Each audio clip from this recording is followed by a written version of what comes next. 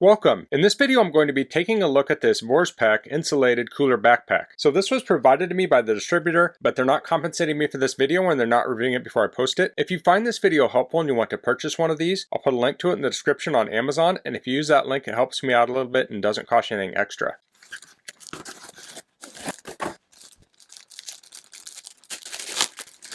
So here's the backpack. There are three colors of this. There's black, blue, and gray, and this is the black color. So this has a lot of different compartments on it.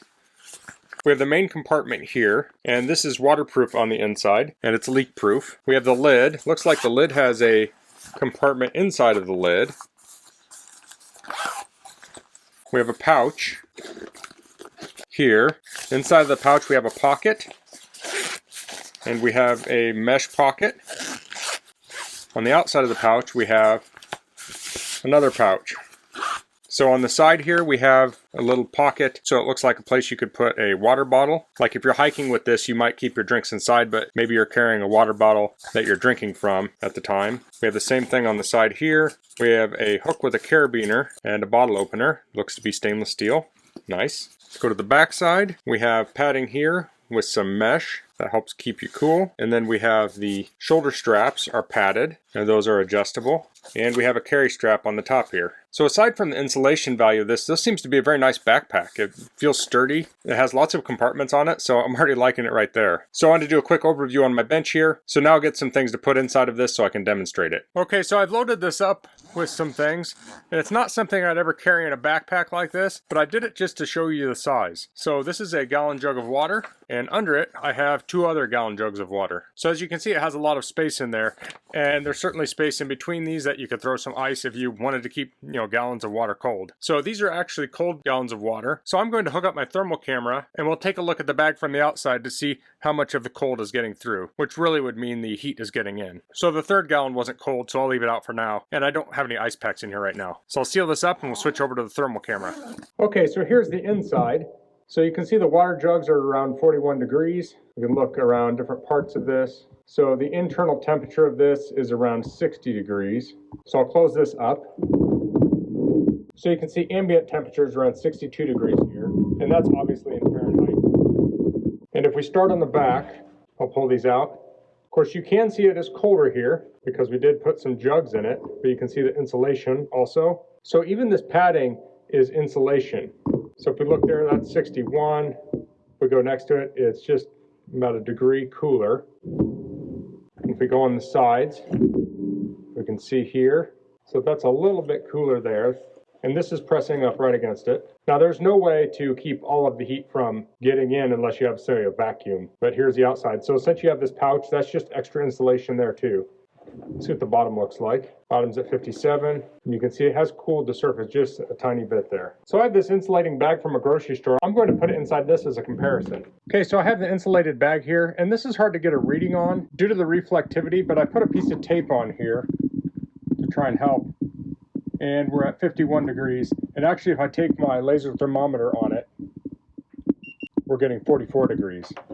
So this is really letting a lot of heat in, or letting the cold out. So I just want to put those in there to demonstrate the large capacity of this. And then I did the thermal camera, so you can see that this thick foam is insulating very well. The other thermal pad, which is supposed to retain heat or cold, it's very thin and it lets a lot of the cold out, whereas this is going to retain it. So let's actually fill this up with some things. So I have this insulated thermos, and that's something you might keep on the outside.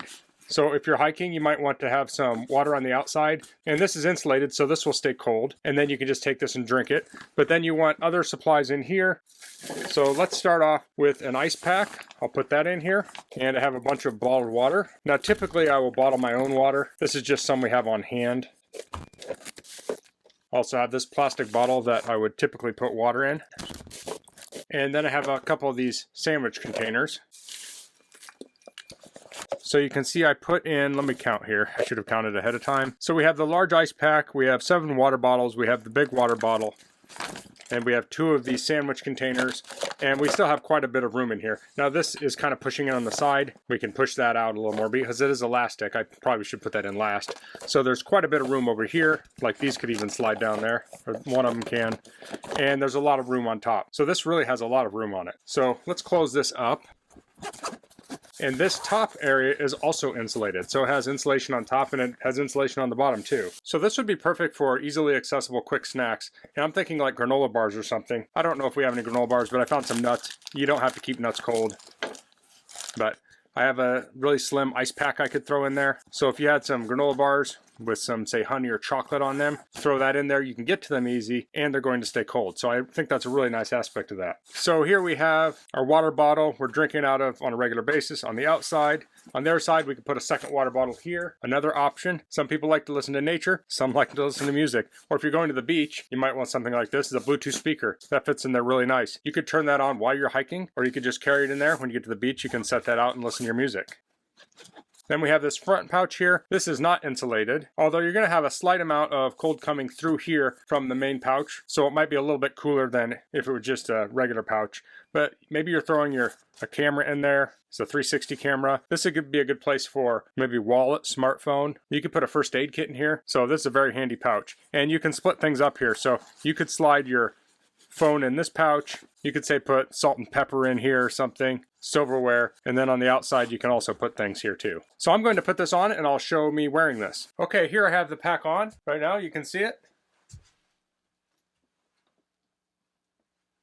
So I do have a fair amount of weight in here with all of the water and the other supplies. Now I don't have these 2 water bottles filled up. That would add a little bit more weight. And usually I don't carry this much water. So when you figure out how much weight you're going to carry, it depends on how far you're going. If you're going on a day hike, you might carry water for a few people. If you're going to the beach, you may have a bunch of beverages for a group of people, where you're walking, say, from a car to the beach and you're going to leave it on the beach all day. But you're only walking, say, a few hundred feet. As opposed to if you're going on like a 5-mile hike, you may not want as much weight in here. So I do have one more little test I'm going to do. I have these temperature probes, and I have in the 2 jugs, and these came out of the fridge. So these are at about 40 degrees, and I have the ice pack in there that's frozen. So I'm going to set one of these probes right in between the 2 jugs, and then I have another one off to the right here. So I'm going to leave those in there and have that hooked up to a little computer. That's going to log the temperature. I don't know how long I'm going to log this for, but I'll leave this in here and we'll log the temperature and we'll check back on this later. Okay, so I've had the temperature sensors in the bag for just under 20 hours, and this says water heater here, but that's because I set this up originally for a water heater. But you'll see the 2 lines here, and these started out around 41 degrees Fahrenheit, and the blue line was the probe in the middle of the 2 water bottles, and you'll see that is actually warmer than the probe that's on the outside. And I was just looking at that, and I think I know why, is the outside probe is actually lower in the bag than the one between the water bottles, and the cold air will be lower, and it's just slightly lower in temperature. So after 20 hours, it's at around 50 degrees Fahrenheit. So this was 2-gallon jugs of water that started out at around 40 degrees, and the 1 ice pack in there. So if you had more ice packs in here, you would have seen a lower drop. So that's the Vorspak insulated cooler backpack. I really like all the features of this.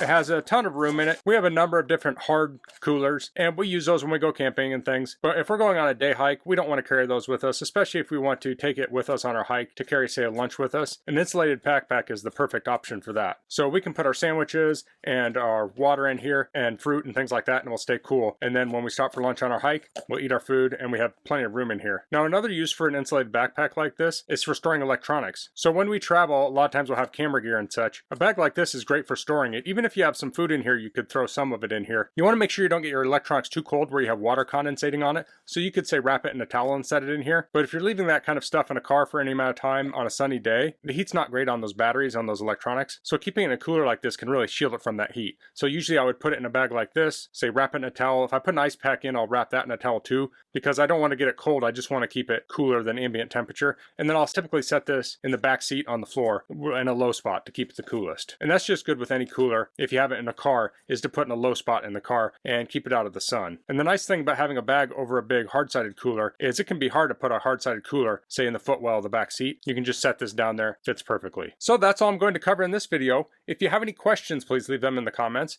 If you like this video, please click like. If you haven't subscribed to my channel, I'd appreciate if you could do that. And thanks for watching. Until next time, goodbye.